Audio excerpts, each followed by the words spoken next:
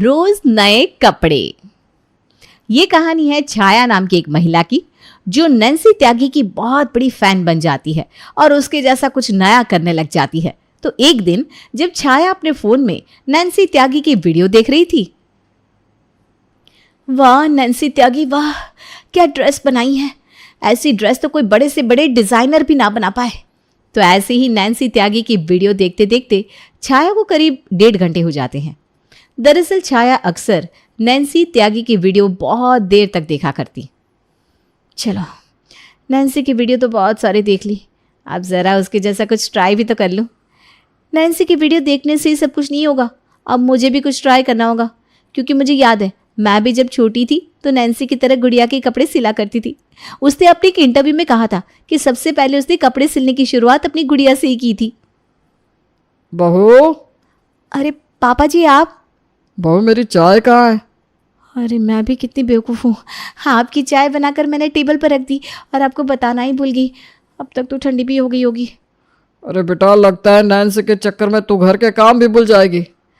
अरे पापा जी, आपको भी पता चल गया क्या कि मैं नैन्सी त्यागी की वीडियो देखती हूँ? और नहीं तो क्या। अच्छा पापा जी रुकिए, मैं अभी आपके लिए फिर से चाय बना कर लाती हूँ। जल्दी से ला। छाया चाय बनाने के लिए रसोई में जाती है उसी रात। अरे छाया, रात के 11 बजने वाले हैं और अभी तक तुम ये क्या काटा पीटी कर रही हो? अरे काटा पीटी नहीं कर रही हूँ, फैशन डिज़ाइनिंग कर रही हूँ, फैशन डिज़ाइनिंग। फैशन डिजाइनिंग, वो भी ऐसे? हाँ हाँ, आप मजाक उड़ा लीजिए मेरा, लेकिन जब मैं ये शर्ट पूरा कर लूँगी ना तब आप भी हैरान रह जाएंगे। और वैसे मैं ये आपके लिए बना रही हूँ। क्या, मेरे लिए? ठीक है, अगर तुम्हारे ऊपर कपड़े सिलने का भूत सवार हो गया है तो हम भी थोड़ा देख लेते हैं कि क्या बना पाती हो तुम। हाँ वो तो आप देख ही लेना। फिर क्या, छाया अपने पति के लिए कपड़े सिलने लग जाती है। वहीं उसे अपने पति के लिए ये शर्ट बनाने में करीब 2 दिन लग जाते हैं और उसका पति भी बड़ा खुश होता है कि उसकी पत्नी आखिर उसके लिए इतनी मेहनत कर रही है। लीजिए बन गया ये शर्ट। वाह, शर्ट दिखने में तो बड़ी कमाल लग रही है। मैंने जो बनाई है। वो तो है। आयुष्मान अपनी पत्नी के द्वारा बनाए हुए शर्ट को ट्राई करता है। ये शर्ट थोड़ी टाइट नहीं लग रही? अरे मैंने आपके लिए इतनी मेहनत से रात भर बैठकर इसे सिला है और आप कमियां निकाल रहे हैं। क्या करें, औरतों की जिंदगी ऐसी होती है, जिंदगी भर उन्हें उनकी कमियां ही सुनाई जाती हैं और आप भी वही कर रहे हैं। अरे भाग्यवान, इतनी छोटी सी बात के लिए इतनी निराश क्यों हो रही हो? मैंने तो बस ये कहा ना कि शर्ट थोड़ी टाइट है, ये थोड़ी ना बोला कि मैं नहीं पहनूंगा। अगर आप मुझसे इतना ही प्रेम करते हैं तो कल आपके ऑफिस में आपकी मीटिंग है ना, आप यही शर्ट पहन कर जाइएगा, और अगर आप नहीं पहन कर गए ना तो हम समझ जाएंगे आप हमसे प्रेम नहीं करते। ओफो, ये और तो भी ना। कुछ कहा क्या? अरे नहीं, मैंने कहा कुछ कहा, तुम चिंता मत करो, मैं यही शर्ट पहन कर जाऊंगा। अब तो ठीक है। तो अगले दिन जब आयुष्मान के ऑफिस में मीटिंग थी, आयुष्मान वही टाइट शर्ट पहनता है। वो आज तो मैं लेट हो गया, जल्दी चलता हूँ। आयुष्मान जल्दी से ऑफिस पहुंचता है। चलो शुक्र है समय से पहुँच गया। थोड़ी देर बाद ऑफिस मीटिंग चालू होती है और जब ब्रेक होता है। ओहो आयुष्मान, क्या बात है? लगता है भाभी तुमसे बहुत प्यार करती है। सच में यार, वैसे हम दोनों को ये बात पहले तो पता थी, लेकिन अब कंफर्म हो गया। अबे तुम दोनों टांग खींच रहे हो क्या मेरी? अरे नहीं भाई, एक्टिंग तो ऐसे कर रहा है जैसे इसे कुछ पता ही नहीं। अरे मुझे वाकई भी नहीं पता तुम लोग किस बारे में बात कर रहे हो। खुलकर बताओ ना क्या बात है। अरे जरा अपने कंधे के पीछे तो देख, भाभी जी ने शर्ट में तेरे लिए क्या लिखा है। क्या? भाभी ने लिखा है लव यू आयुष्मान जी। क्या? आयुष्मान जल्दी से सबसे बचता हुआ वॉशरूम में जाता है और वहां पर लगे हुए शीशे पर अपने शर्ट के पीछे लिखे हुए शब्दों को पढ़ता है। दरअसल ये अक्षर छोटे छोटे लिखे गए थे, इसलिए आयुष्मान ने ध्यान नहीं दिया था। अरे छाया, ये क्या किया तुमने? मेरी तो बेइज्जती करवा दी आज। हे भगवान। तभी उसके दोस्त पीछे से आ जाते हैं। अरे चिंता मत कर, वो तो अच्छा हुआ कि हम दोनों ने ही देखा है सिर्फ। और नहीं तो क्या। अच्छा ठीक है, अब ज़्यादा मजाक मत उड़ाओ मेरा। और सुन, मैं इस ब्लैक मार्कर से इस लिखे हुए शब्दों को काट देता हूँ, इससे तेरी इज्जत बच जाएगी। उस दिन आयुष्मान को अपने दोस्तों के सामने थोड़ा शर्मिंदा होना पड़ता है। जब आयुष्मान घर जाता है, अरे छाया, तुम्हारी शर्ट टाइट थी फिर भी मैंने पहन ली, पर कम से कम ये तो बताना चाहिए था कि तुमने यहाँ पर क्या लिखा है। क्या? अरे बहू, तेरे अंदर अक्ल है कि नहीं? अरे इंदू जी, कोई बात नहीं, कौन सा बहू ने कोई जुर्म कर दिया है। जी आपने ना बहू को कुछ ज़्यादा ही सर पर चढ़ा रखा है, इसलिए ऐसी हरकतें करती रहती है ये। आज छाया को अपनी सास की बात सुननी पड़ती है। आयुष्मान को भी बुरा लगता है। जब रात होती है तो वो अपनी पत्नी से माफ़ी मांगता है। ठीक है, लेकिन अगली बार आप सासू माँ को कुछ नहीं बताएंगे। हाँ पक्का, लेकिन तुम भी प्लीज दोबारा ऐसे कपड़े मत बनाना। आप ना ज़्यादा मत बोलिए, चुपचाप सो जाइए। आज आपने मुझे बहुत डांट पड़वाई है। अरे ठीक है।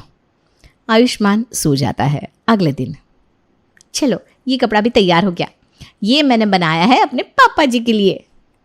हम देखते हैं कि छाया ने एक कुर्ता बनाया है और उस कुर्ते में छाया ने कप रखने का छोटा सा स्टैंड भी अटैच कर दिया है। छाया कुर्ता लेकर अपने ससुर के पास पहुंचती है। ये थोड़ा अजीब कुर्ता नहीं है बहू? अरे पापा जी, अजीब नहीं है, बल्कि ये कहिए कि कितना यूनिक है। इसमें मैंने आपके लिए कप रखने की छोटी सी व्यवस्था भी की है, ताकि आप इस पर आराम से कप रखकर चाय पी सके। हाँ बेटा, ये बात तो तूने सही की। अरे क्या सही की? तब से तुम दोनों की बकवास सुन रही हूँ। और ये क्या बना दिया है? इसे पहनकर आप सर्कस के जोकर लगोगे, और अगर किसी ने देख लिया तो बाप रे, तौबा तौबा। अरे इंदू जी, इतनी मेहनत से बहू ने मेरे लिए बनाया है तो ट्राई करने में क्या जाता है। मैं इसे घर में ही पहन लूँगा, क्यों? ठीक है ना बहू? जी पापा जी। हे भगवान, इन दोनों को कौन समझाए। खैर, छाया के ससुर उसके बनाए हुए अजीबोगरीब कपड़े को पहन लेते हैं। वाह बहू, ये तो बड़ा ही कंफर्टेबल है। चाय पियो और चाय की प्याली इसके ऊपर रख दो। उफ, ये इंटरनेट में देख देख कर पता नहीं क्या ऊट पटांग कपड़े बना रही है। हे भगवान। वहीं दूसरी ओर, पापा जी को तो मेरा बनाया हुआ कुर्ता बहुत पसंद आया। चलो अब अपनी सासू माँ के लिए और देवर जी के लिए भी कुछ बना लेती हूँ। सबसे पहले देवर जी के लिए बनाऊंगी। घर का सारा काम निपटाकर छाया फिर से अपने कपड़े सिलने की मशीन के सामने बैठ जाती है और कपड़े सिलना शुरू कर देती है। वहीं 2 दिन बाद, लीजिए देवर जी, आपके लिए ये शर्ट, और अब चिंता मत करिए, आपके लिए भी मैंने सेम कपड़े का शर्ट बना दिया है। कपड़े बच रहे थे ना, तो सोचा एक और शर्ट निकाल देती हूँ। देखिए ना, बताइए ना कैसा बना है। भाभी, शर्ट तो काफ़ी अच्छा बना है, लेकिन ऐसा नहीं लग रहा जैसे इसका कपड़ा बहुत पतला है। देवर जी इतना सोचिए मत, ज़माना बदल चुका है। अरे नए नए फैब्रिक ट्राई करने चाहिए। हाँ भाभी जी, ये आपने सही बात कही।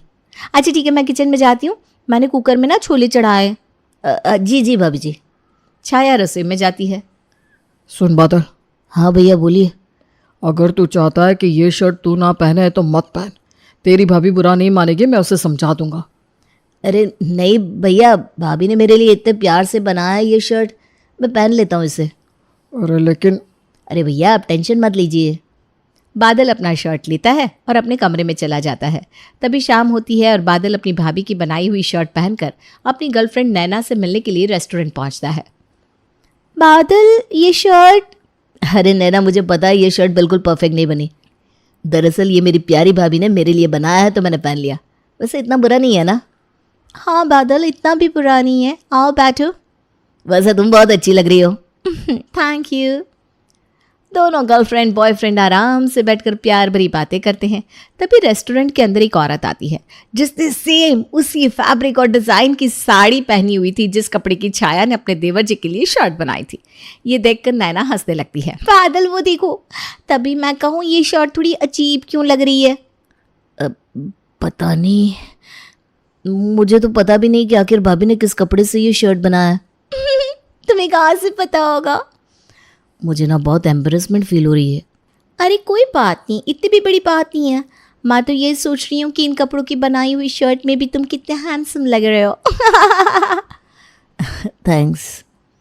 ये तो अच्छा हुआ कि बादल की गर्लफ्रेंड काफ़ी फ्रैंक थी, इसलिए वो इस बात पर ज़्यादा गौर नहीं करती। लेकिन फिर भी बादल को ये अच्छा नहीं लगता। बादल घर पहुँचता है। अरे देवर जी, इतनी अच्छी शर्ट तो बनाई है, आप खामखा इस शर्ट में इतनी कमियां निकाल रहे हैं। भाभी जी, बात को समझिए। कमी इस शर्ट में भले ही ना हो, लेकिन ये शर्ट एक साड़ी की बनी हुई है। हे भगवान, यकीन नहीं होता। अरे देवर जी, आप मेरी नज़रों से देखो ना, ये शर्ट बिल्कुल परफेक्ट है। अरे आप तो हीरो लग रहे हैं, हीरो। अरे तो बहू, तू मेरे हीरे बेटे को जीरो बनाने में क्यों लगी हुई है? उस दिन मैंने तुझे इतना समझाया था ना, तब भी तू नहीं समझी।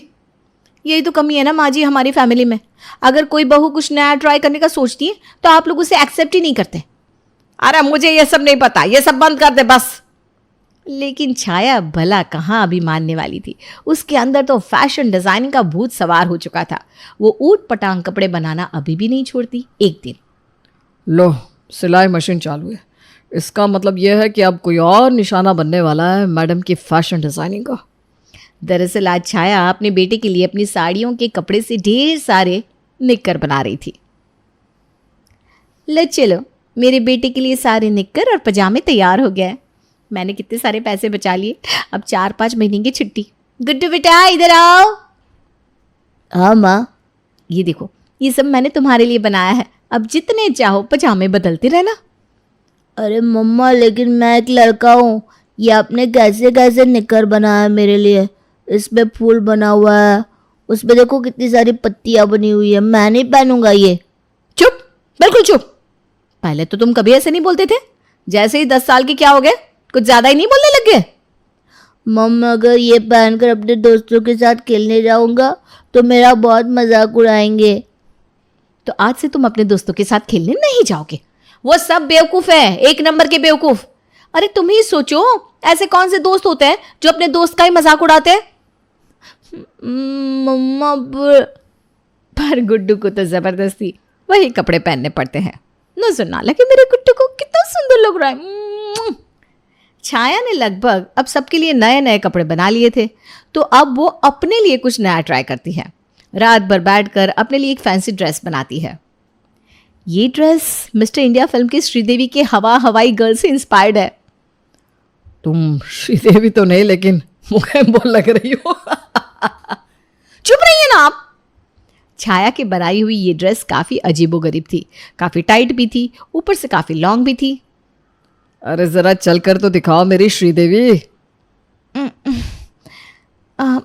छाया धीरे धीरे कदम आगे बढ़ाती है, तभी वो नीचे गिरने वाली होती है कि आयुष्मान उसे पकड़ लेता है। वाह, क्या ड्रेस बनाई है। आपको तो बस बहाना चाहिए मेरा मजाक उड़ाने का। गुस्से में भी ना बहुत प्यारी लगती हो तुम। जाइए, मुझे इस ड्रेस में कुछ चेंजेस करने पड़ेंगे। ओहो। अगले दिन नैन्सी त्यागी को तो मानना ही पड़ेगा, वो बहुत स्ट्रगल करके इतना आगे बढ़ी है। उसने सक्सेस पाने से पहले बहुत सारी परेशानियां देखी थी और उसे बहुत ट्रोल भी किया गया था। इसलिए मुझे भी नेगेटिव बातों पर ध्यान नहीं देना चाहिए और रोज़ नए नए कपड़े बनाने चाहिए। फिर क्या, नैन्सी त्यागी से पूरी तरह से इंस्पिरेशन लेने के बाद छाया फिर से नए नए कपड़े बनाना शुरू कर देती है। अपनी सास के इतना मना करने के बावजूद भी वो सब के लिए बड़े ऊट पटांग कपड़े बनाती रहती है। ए जी, ये लीजिए आपके लिए स्पेशल पंखे वाला शर्ट। ये छोटा पंखा मैंने ऑनलाइन ऑर्डर किया था। कितनी गर्मी है, ऑफिस में तो आपको कितनी गर्मी लगती होगी ना, बस इसीलिए मैंने आपके लिए ये पंखे वाला स्पेशल शर्ट बनाया है। अरे ये क्या बना दिया, पंखे वाला शर्ट, वो भी पर्दे और साड़ी के कपड़ों का बना हुआ। अरे छाया, ये पहनने से अच्छा है कि मैं घर पर ही रहूं।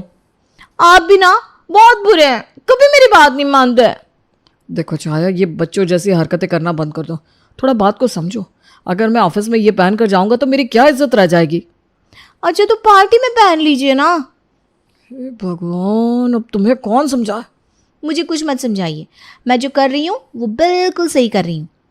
देखो छाया, अब बहुत हो गया, मैं ये शर्ट नहीं पहनूंगा तो नहीं पहनूंगा। ठीक है, मत पहनिए, हमेशा अपनी मर्जी चलाइए। हम होते कौन है आपसे कुछ कहने वाले। देखो, इतनी छोटी सी बात के लिए लड़ो मत प्लीज। और इस तरह दोनों पति पत्नी के बीच बहसबाजी शुरू हो जाती है। इस बात से छाया बहुत उदास हो जाती है और घर में किसी से भी बात नहीं करती। अच्छा ठीक है, मुझे माफ़ कर दो। 5 दिन हो गए तुम किसी से भी नहीं बोल रही हो। अरे बोलो ना कुछ तो। अच्छा ठीक है बाबा, तुम जो कपड़े बनाओगी हम सब पहन लेंगे। अब तो खुश हो। हाँ, फिर क्या, छाया की खुशी का तो कोई ठिकाना ही नहीं होता। वो जल्दी से अपनी मशीन के पास बैठ जाती है और घर के पुराने चादरों से सबके लिए नए कपड़े बनाने लग जाती है। लीजिए आप सबके लिए। सब हैरान रह जाते हैं क्योंकि इस बार छाया ने सभी के लिए एक ही डिज़ाइन के कपड़े का कपड़ा बना रखा था। ये पहनकर तो हम लोग रियल फैमिली लगेंगे। आज शाम को पड़ोस में पार्टी है ना, इसलिए हम सब यही पहनकर वहां जाएंगे। सभी लोग एक जैसे कपड़े पहनकर पार्टी में पहुंचते हैं और पार्टी में पहुंचते ही सभी लोगों की हंसी का पात्र बन जाते हैं। सभी की नज़र इस परिवार पर ही थी। ओहो इंदु, क्या बात है, आज तो एक जैसे कपड़े। सस्ते में किसी थान से कपड़ा लेकर एक ही दर्जी से सिलवाया है क्या? सच में? वैसे इतना भी बुरा नहीं लग रहा। एक ही पैटर्न का शर्ट, पैंट और कुर्ता और साड़ी भी बनाई है। और तुम्हारी बहू की ड्रेस, वाह वाह, कमाल लग रही है। दर्जी के टैलेंट की तो दाद देनी पड़ेगी। देखा बेटा, तेरी बेवकूफ़ पत्नी की वजह से हम सबको क्या क्या सहना पड़ रहा है। इंदु गुस्से से पार्टी से चली जाती है। वहीं अपने परिवार वालों की इतनी बेइज्जती होता हुआ देखकर छाया को अपनी गलती का एहसास हो जाता है। जब ये परिवार अपने घर आता है, माँ जी मुझे माफ़ कर दीजिए, मुझे समझ में आ गया है, जिसका काम उसी को साजे, और करे तो डंडा बाजे। चलो बहू, ये तो अच्छा हुआ। हाँ, सही समय पर अकल तो आई। ठीक है, चल माफ़ कर दिया। चलो अच्छा है पापा, अब मुझे वो रंग बिरंगे निक्कर नहीं पहननी पड़ेगी। बिल्कुल सही कहा भतीजे। अच्छा तो मैं क्या कह रही थी कि सभी के लिए एक लास्ट बार कपड़े बनाऊं क्या? नहीं नहीं।